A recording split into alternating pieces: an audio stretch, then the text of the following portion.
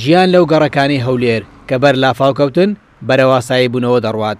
خەڵکی گەڕاوەتەوە سەر ماڵ و ژیانی ئاسایی خۆی، بەڵام ئەوی تا ئێستا نەگەڕاوەتەوە سەربارە ئاساییەکەی.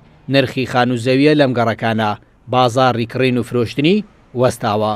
پێشی ئەو لافاوەی خراپ بوو، بەڵام ئێستا زۆر خراپتر بووە. هەر هیچ دەمایە نابی کە کەس لێ نییە تەئسیرێکی زۆری کردیە. هەر بڕوا هەبی ئێستا کە کەس لە کرێژ لە ناپرس نەخانی. نەبوونی خزمەتگوزاریە سەرەتاییەکان و دروستکردنی چەندین یەکەی نیشتە جێبوون لە شێوەی شوقە هۆکارێکی تری لاوازی بازاڕی کڕین و فرۆشتنی خان و زەویە.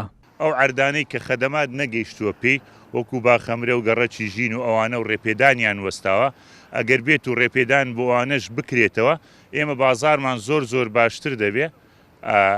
هەندێک کۆمپانیا هەیەوانەی شوقە دەکەن، دەیانەوێت بڵێن ئەو عەردانە خەدەماتی نییە و بازاری مردووە.